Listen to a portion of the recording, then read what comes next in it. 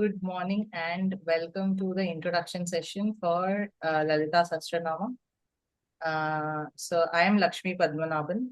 I am a mother to two beautiful kids. I am based out of Chennai, and uh, apart from taking care of my kids, I am a yoga trainer. I am into healing and coaching young adults. So in a sentence, this is what I do. Apart from all of this, I also teach Vedanta. So whatever shlokas or texts that see me talking about is based on Vedanta. So I I'm very fascinated with Advaita knowledge. So I try to put my views across. So thanks for joining me today on a Sunday morning. I really appreciate your presence.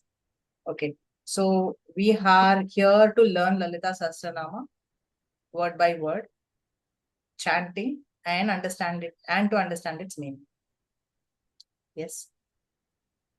So, though as Sharda ma'am just told, name of a god doesn't require any restrictions to be uttered or chanted. We need to understand that Lalita Sahasranama as a text is called a Mala mantra. It is a mantra. It is not mere chanting of the names of Lalita. It is a Mala mantra. So any mantra that goes beyond 32 syllables is called a Mala mantra. So the entire 1,000 names actually huge string of a mantra. That is how it is seen. So since it comes under the category of mantras, we follow certain restrictions. As in, we try to keep our body clean when we chant it. We try to sit in a clean place when we are chanting it, right? And we try to chant it at that part of a day where, chanting mantras gives benefits to us. So preferably in the mornings and the evenings. Okay. And usually after the chanting of Lalita Sahasranama, we offer something to the Devi. So these little restrictions, not restrictions, little rules are followed. Simple rules. Because it is a Mala mantra. It is considered a mantra and not merely a chanting of Bhagavan Nama. Okay. So, what is Lalita Sahasranama? Where does it occur? Where is it found? And why is it considered so very important? Or why are we here to learn it? It must have something very precious about it, right? Which is why we want to learn what it is, whatever it is. So Lalita Sahasranama occurs in a conversation between Hayagriva, who is the horse-faced avatar of Lord Vishnu, and Agastya Muni. Okay, you all might be knowing Agastya Muni is a very, very famous Siddha Purusha. He had lot of esoteric powers. He had a lot of yoga siddhis, and he still believed, it is still believed that he exists, but not in a form that we can see. He was one of the foremost worshippers of Devi. He and his wife. In fact, his wife was a greater devotee of Lopamudra. Okay, was a greater devotee of the goddess. And it so happens that Agastya Muni happens to ask Lord Hayagriva. Now, Hayagriva is one of the other biggest devotees of the Devi. So he asks, there is something that you're not telling. Okay, what is that most important yet secret aspect of the Devi, which I have not known yet? And you've taught me so many things, but why aren't you teaching me this? What is that part? Why is it kept so much of a secret? And why is it not being revealed to me? That is when Hayagriva says there's something called as the 1,000 names of Devi Lalita. Okay. It was in the Sabha of Lalita Mahatripura Sundari, where she is the supreme queen and all the 33 crore devatas are standing in front of her, attending her court. Okay, the Devi commanded the Vag devatas, the deities who are in charge of the energy of speech, the spoken word. They are called Vag devatas. Vag means speech. So she commanded the Vag devatas. There are 8 Vag devatas. So the first name is Vashini. Therefore, it is said Vashinyadi Vag devatas. So she commanded the Vashinyadi Vagdevatas to sing her praise in such a way that anybody who could chant it can receive immense benefits immediately. Okay, the Devi has a name, which we will see during the course of Lalita Sahasranama, Satya Prasadini. I've heard someone say this explanation. She's so compassionate. You know, when a bhakta takes a flower in his hand and is ready to offer it to the goddess, even before he offers it completely, he has just taken it in his hand.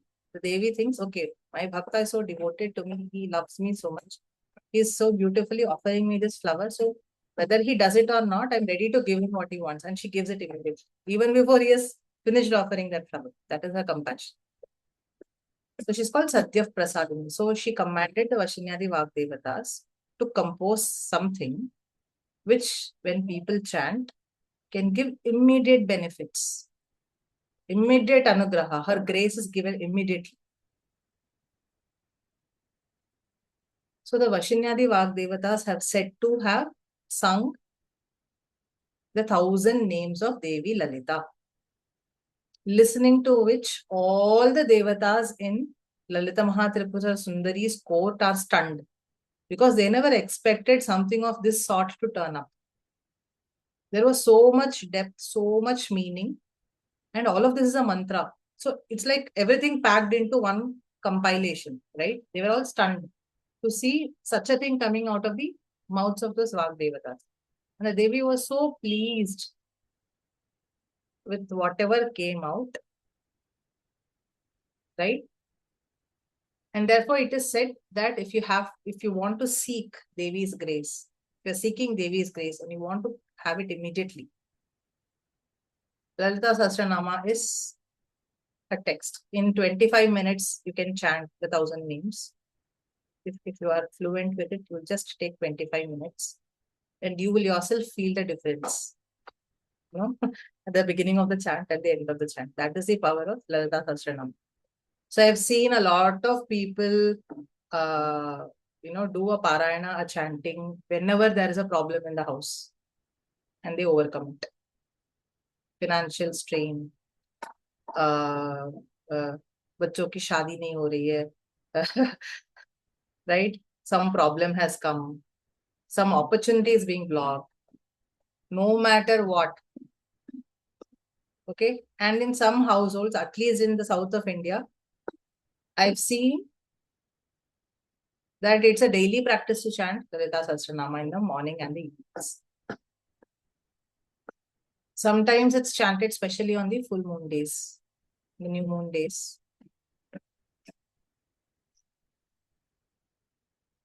When the divine feminine energy surges, they ride on the surge by chanting Lalita Sahasranama and, getting those extra benefits.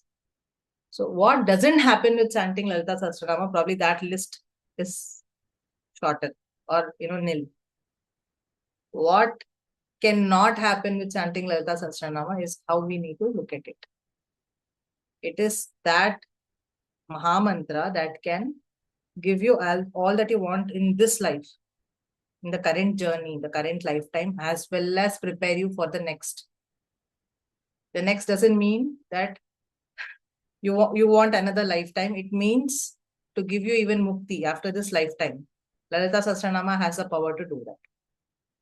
So for iha para saukhyam, for well-being in the current lifetime, and the highest order of well-being that you can ever get after you leave this body, all this can be attained with just this chanting. Right? So in the Hayagriva Agastya Samvada, there is the initial part where Lord Hayagriva says, so Devi has instructed me to give it to only people who are very faithful on her, who really are very devoted to the Devi. Only they be taught this. And this is a secret which not even all the gods know. So anyone who will chant it with complete faith only to them it should be repeated. Okay. After saying this is the Purva Bhaga, the initial portion. The Madhya Bhaga has the 1,000 names of the Devi. Then there is a Uttara Bhaga, the last portion of the conversation, where Hayagriva explains to Agastya Muni how this mantra has to be used for various purposes, to overcome various hurdles, what needs to be done. So I believe you don't need much explanation on the Purva Bhaga, but definitely we will do what is in the Uttara Bhaga to understand how powerful Lalita Sahasranama is. Obviously, we will learn the 1,000 names first, and then we will spend some time to understand how to use it, how to use this chanting for various other uh, purpose, to obtain various other Kamya Phala that is. So we can chant it thinking about a particular desire to be fulfilled, and it's just called Kamya chant, Kamyartham. And you can also chant it without a specific uh, expectation of something to happen to you, then that's a Nishkamya chanting. Okay. So if it is done even as Kamyartha chanting, that is, you expect a desire to be fulfilled and therefore you chant. It's also done as Nishkamya, without a particular desire. Only for the Preeti of the Devi, it's also done. The Kamyartha part, to fulfill which desire, what needs to be done with the chanting, all of that is spoken about very elaborately in the Uttara Bhaga of this conversation. And therefore, this conversation, the 1,000 names of the Devi occur within this elaborate conversation between Lord Hayagriva and Agastya Muni, and this is found in the Brahmanda Purana.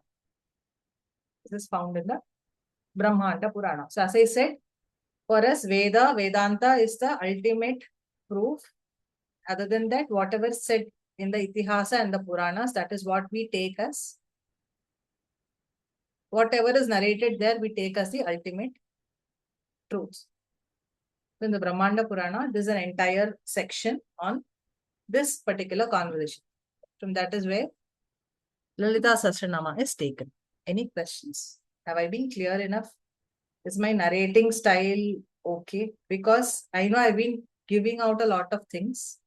I don't want to make it sound very overwhelming.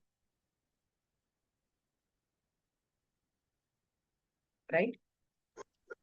Yes, ma'am, we'll understand. Okay. Ma'am, it's nice. Okay. Thank you. So before you start any chanting, there's something called as a dhyana shloka. Okay.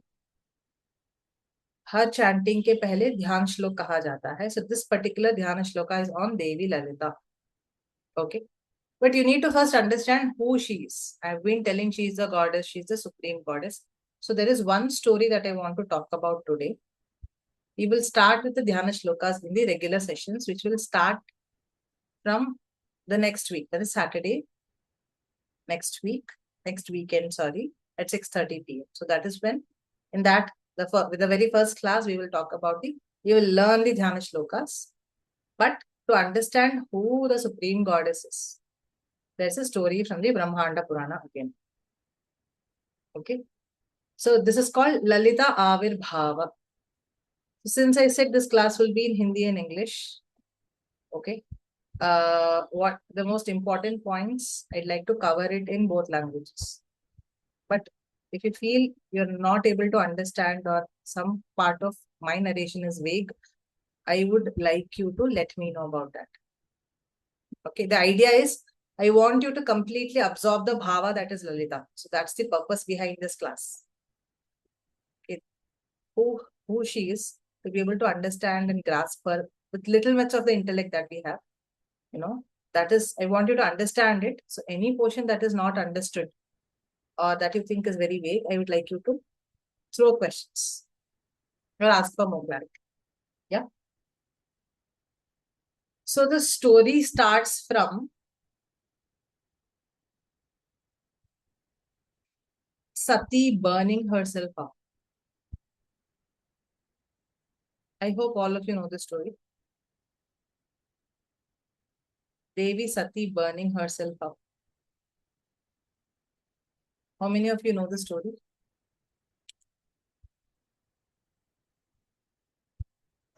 I have heard, but I don't remember. Okay. I have seen one episode in TV and all. And I can remember that, but not fully. Okay.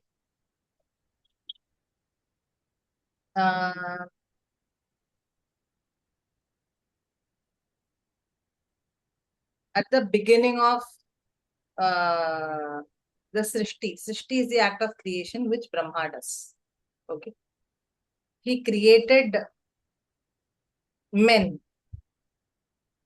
and he created Manus, the kings who would rule all men. They were called Manu. Okay. So even now, for the current Manvantaradhipa that we live in, we have a Manu. Okay, the current Manvantara has a Manu called Swayambhuva. So same way, at the beginning of the world, there was a Manu. He was called Daksha. Okay, his job was to rule over all the men. So when the time that we talk about, I don't know how many million years ago this was, but it was a time when all the continents were one. It was not in that fragmented piece that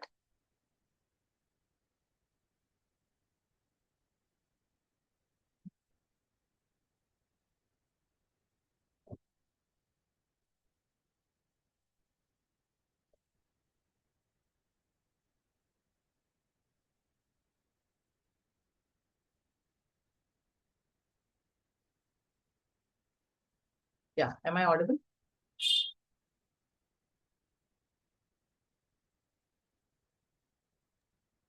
Am I audible?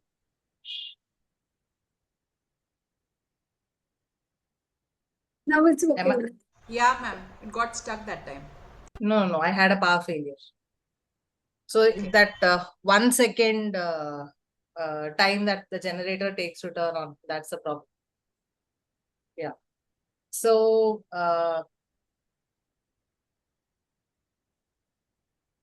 Daksha Prajapati was one of the Manus. So he had 27 daughters first, who are the 27 nakshatras. They were given in marriage to Chandra, the moon. So दक्ष प्रजापति के 27 जो पुत्रियां थी वो चंद्र के पत्नियां थी. And then he had a daughter called Sati. Sati was given in marriage to Lord Shiva, much against the wishes of Daksha Prajapati.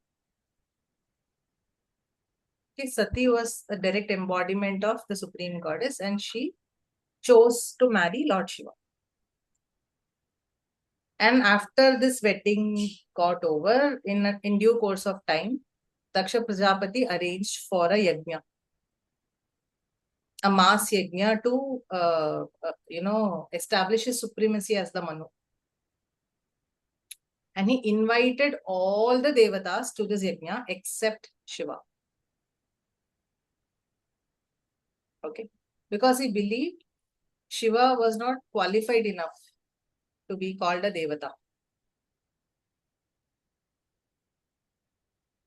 Now,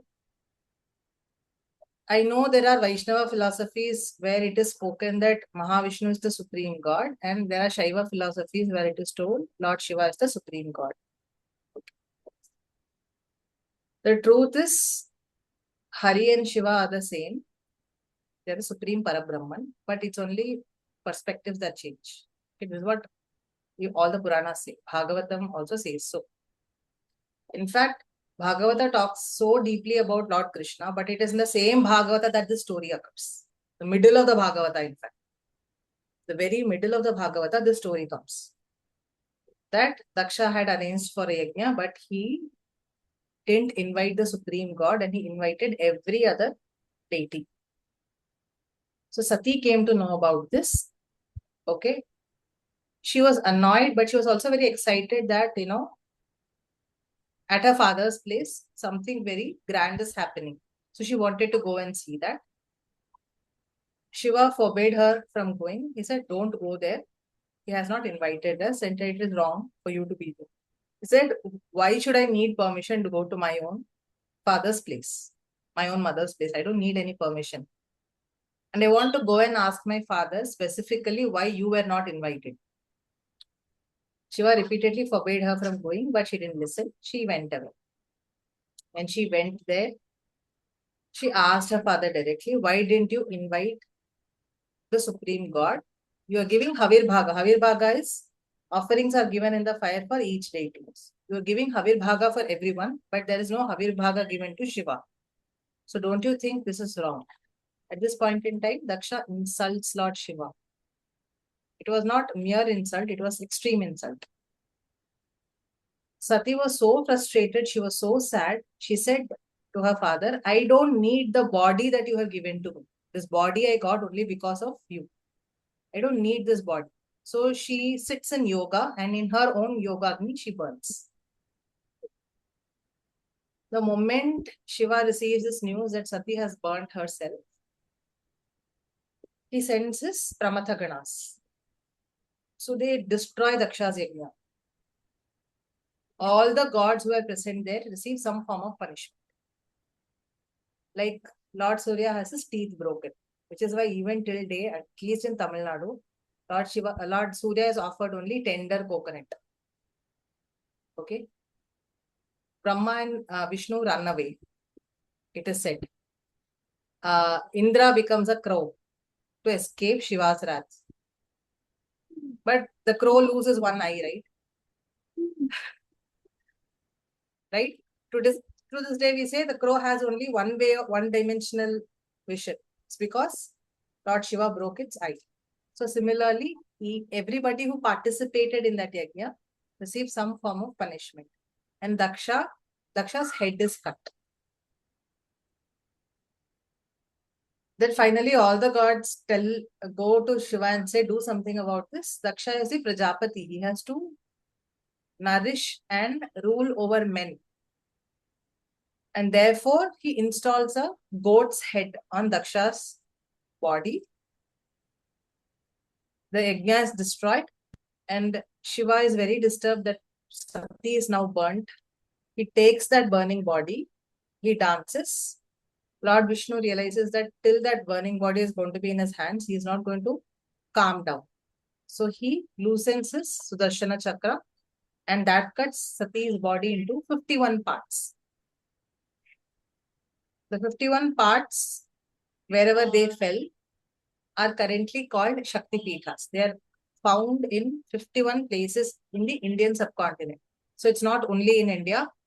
A couple of them are in Pakistan. Okay, one or two of them are in Bangladesh also. One in Nepal, so on and so forth. Okay. So they have now become Shakti Pitas. Where her organs fell, they are now Shakti Pitas. And when you go to each of the Shakti Pita, there is a history. They will tell you which organ of Sati's fell there. It's there. For example, at Jwalamukhi in Himachal Pradesh in Kangra district, you can find her tongue. So there's a fire burning at 9 places in the temple. And that fire comes from a rock. There's water flowing. And from within that rock that is beneath the water, there is flame. There's only rock. From the plain rock, flame comes. So that is Jwalamukhi. Then there is Vajreshwari where her hand fell. Okay. Chinnamasta where her head fell. Okay. There is her yoni fell at Kamakhya, which is in Assam. Her hip girdle fell at Kanchipuram, which is here down south near Chennai. So there are a lot of such references.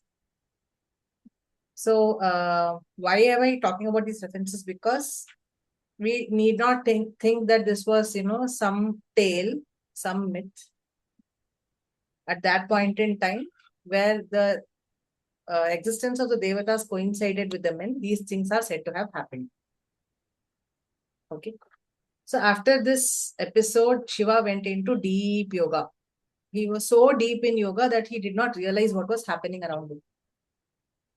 This is what Bhagavata says, that his calm down pose, the way he sat in yoga, it was so deep that the gods were fearing what would happen if he wakes up. Okay, they were afraid, what if he's still angry? But he went into deep yoga within himself, and nobody knew what to do to wake him up.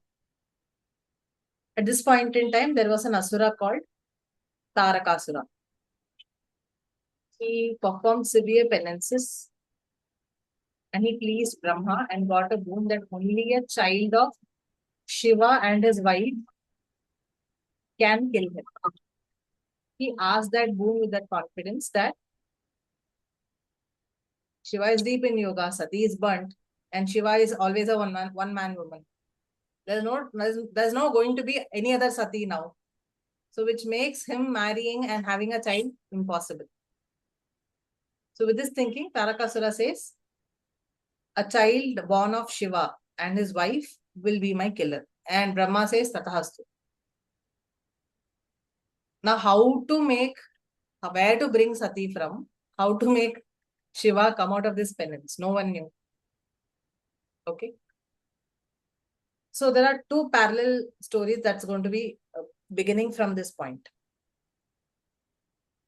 So Shiva is in deep penance. Sati is born as the daughter of Himavan. Himavan is the Himalaya mountains. Only if you go once, see the Himalayas, you will understand the grandeur of Himalaya. Okay. So Himavan, she's born as the second daughter of Himavan. The first daughter is Ganga. The second daughter is Parvati. Now she's reborn as Parvati. Now Parvati, right from the moment she was a young girl, she had her mind fixed on Lord Shiva. So she used to go into deep penance in the forests with the aim of marrying Shiva. And she also got a boon from Lord Shiva in some form that he will come and marry her. Okay, so she's engaged in deep penance so that Shiva will wake up and one day remember that he gave her this boon. Right? But right now he is in deep penance. Nobody can wake him up. What to do about this? So all the devatas, Brahma, Indra, Yama, Agni, Varuna, everybody went to Lord Mahavishnu. This is what happens, right? There's a problem. All the Upadevatas go to Brahma. Then along with Brahma, they all go to Lord Vishnu. Right? This is what happens. This is what we see that happening everywhere. So the moment this happens, when the devatas are saying that, Tarakasura has now gained power. He has asked such a boon and Brahma has given away that boon. What to do now? Lord Vishnu looks at Mahalakshmi and smiles at her very longingly. From that smile is born a devata. He is what we know now as Manmatha or Kamadeva or the god of love. And Brahma and the other gods gave him the boon that wherever he goes, he will cultivate desires in the hearts of the people who get his grace. And how do people get his grace? He has the sugarcane bow and flowery arrows. Okay. And with the strong boons that he has received, now the devatas get a clue. Okay.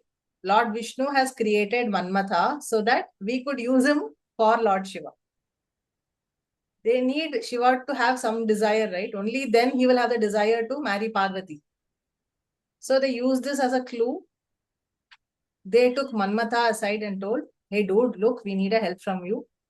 Lord Shiva is in deep penance. We need to disturb him somehow, make him open his eyes and look at Parvati. She's coming and serving him every day. Okay. He's coming and serving him every day.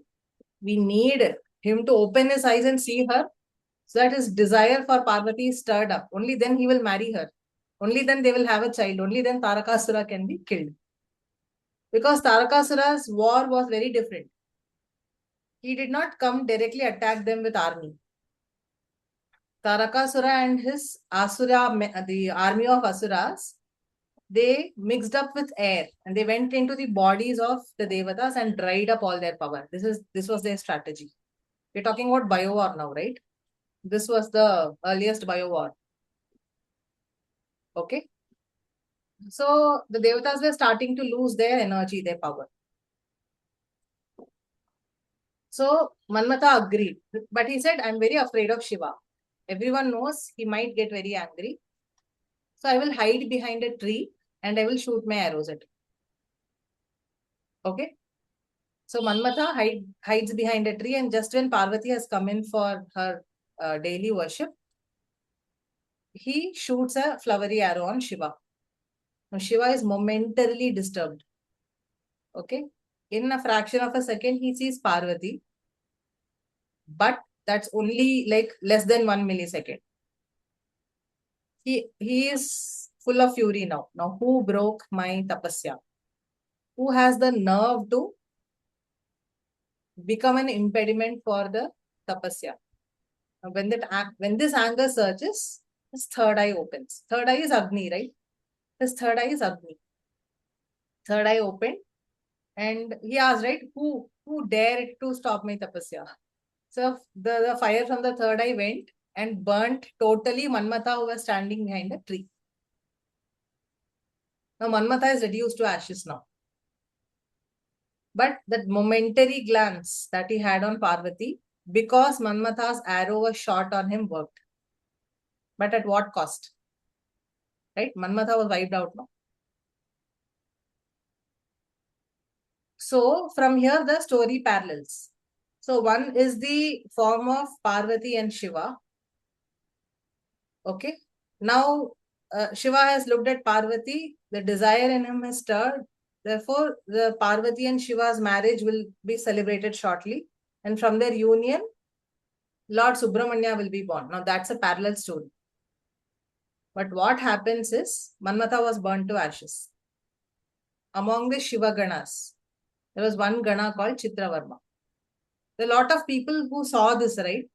So of them, Chitravarma felt a lot of compassion for Manmatha. He thought we must do something to help him.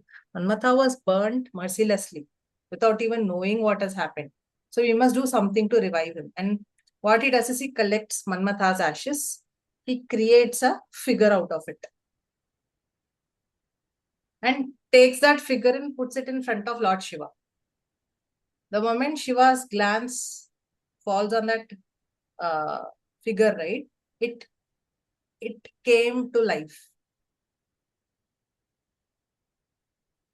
And Chitravarma told, look, Lord Shiva is the ultimate God for us. This is where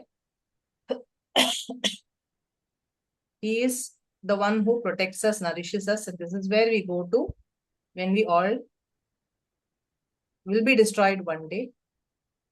He teaches him about Lord Shiva and teaches him the mantras that we now know as Shatarudriya. It's found in the Rig Veda and the Yajurveda. Those are the ultimate set of mantras to please Lord Shiva. So Chitravarma teaches Shatarudriya to this figure. And this figure starts the boy born out of the ashes, he starts chanting Shatarudriya 100 times. Now, all of you must be knowing, like, Lord Shiva is called Ashutoshi, right? Because he can be very easily pleased. If even unintentionally you say Shiva, it is said he dances in Kailasha saying, my Bhakta has told my name. Free him from all worries. That's how he pleased he is. And now this boy has chanted Shatarudriya 100 times. So he's so pleased, and Lord Shiva himself gives him boons.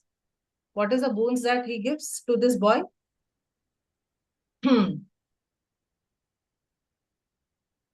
You will be so strong that anybody who sits in front of you, stands in front of you, will lose half his strength. And all his weapons will lose their power. May you become so powerful. And then the boy says, I want a boon. Lord Shiva says, yes, go ahead. The boy says, I want to be the supreme ruler of this world. And Lord Shiva says, yes, so be it. For the next 60,000 years, nobody can disturb you. Nobody can do anything to you.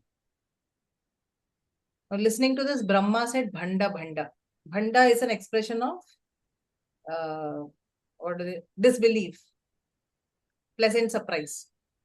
And therefore, this boy came to be known as Bhanda. But because he was born from ashes, which was burned down by Shiva's rage, right? It did not have divine qualities entirely. It had asuric qualities. So he became Bhandasura. Now Bhandasura was invincible for the next 60,000 years. Bhandasura had the ability to make his enemies lose their power. Right? Bhandasura now had the ability to control everything. Nobody can do anything to him. Now this was Shiva's boon to him. So now Shukracharya comes down, right? Makes him the Asura king. All the Asuras in the entire face of the planet come and join him. They call Mayasura. They establish their own city, similar to that of Indra, Samaravati, on the banks of the Ganga river, the banks of the Alakananda river, and they found their own city called Shonitapura. Okay, Shonita in Sanskrit means blood. So they create Shonitapura. They start ruling from there. Now the Asuras had such severe daily austerities like Sandhya Vandana, Upasana, and so on. Gayatri Japa, so on. Shukracharya made everyone do that they were so invincible that no power could do anything to them. Even if the Devatas wanted to destroy them, they couldn't do anything to them. So now the Devatas huddle together. They don't know what to do. Right? Narada said it is because of their daily austerities, daily anushtana, that they are so powerful. Let us do something to divert them from that. So Indra, the Devata, sent very beautiful apsaras to Shonitapura. Now the asuras are diverted. With the apsaras, they stopped doing their nitya karma, and therefore, they were diverted. They were kept diverted for the first 10,000 years. 10,000 years passed like this. So while this was going on, Narada came to the Devatas and said, look, Shukracharya is with them. He is going on constantly telling the asuras to stop their diversion. Someday when they wake up from this diversion, they will come and beat you to pulp. Before that, do something. So Devatas asked, what else can we do? Our own energy is draining out because of Tarakasura. What to do? So Narada instructs Indradi Devata to go to the edge of the universe and call the ultimate power, the ultimate energy that is holding all this creation, all this existence together. Go there and ask. Call the ultimate mother and ask for help, because nobody other than her can save you. So they all huddle on the banks of the Mandakini and they start doing deep meditation, deep tapascharya, calling for that supreme goddess, who is the root cause of all nature, right? The Moola Prakriti. They start meditating on the Moola Prakriti. That ultimate power from which everything arose, they start meditating on that with Narada's guidance. Now, just like Narada predicted, the Asuras did understand that the Apsaras have been sent by Indra. So when they woke up, they understood that the Devatas had done this on purpose. They came to attack them. Now, the Devatas were all sitting on the banks of Mandakini and doing their penance, right? So how to disturb them? The Devi herself, the supreme goddess herself, created a wall which ensured that the Asuras could not come and attack them. So this was the first unseen expression of that Moola Prakriti that everyone saw. Somehow they were protected and nobody knew how. Now the Indradi Devatas were so deep in their penance, and they were not still getting the Devi in front of them, right? The supreme goddess in front of them. So they decided to, with Mahashambhu's instructions, they created a fire of consciousness. It's called Chit Agni. What is consciousness?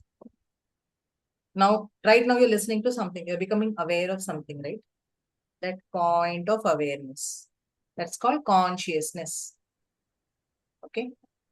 Every time we learn something new, something within us opens up, right? That is called consciousness, awareness. Now, I have little bit of awareness. You have little bit of awareness. Everybody has little bits of awareness. Imagine all of this is put together. The ultimate energy of knowledge, the ultimate energy of awareness. That is called Chit Shakti. Because knowledge will burn away all your, knowledge is like fire, right? It will burn away all your impurities. So they light a fire out of Chit Shakti, and the Devatas start offering themselves into that fire, one by one, one by one, one by one. And from that fire arises a feminine form with 4 hands. Okay. So beautiful, so radiant that it looks like 1,000 suns have arisen. She is called Devi Lalita. Her name is Lalita. She is the expression of the Supreme Goddess, the Moola Prakriti that has created all of this existence from which everything arose. Lalita means one who is playful. Lalita means one who is playful because she's very playful. Okay. So this is Devi Lalita. This is about her that we are going to learn now. Each of the namas that we chant is about her that we're going to learn in the subsequent classes. So without me telling the story, I cannot teach you the first 12 namas. The first 12 names in the Lalita Sahasranama. Which is why I had to tell this story.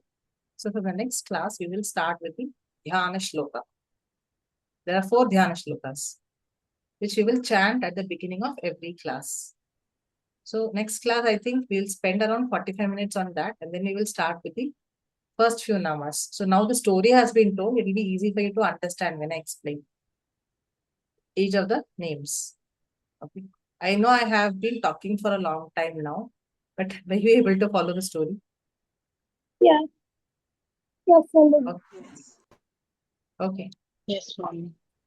Okay. All right. So,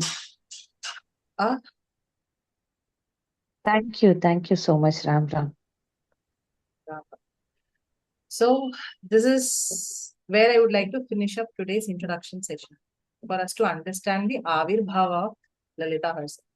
From where did she come? How did she come? Right? It's very important that we have to understand these things. All right. Thank you so much for joining me here today. So I'd be posting the recording of this class in YouTube. I'll share the link with you. There's already a series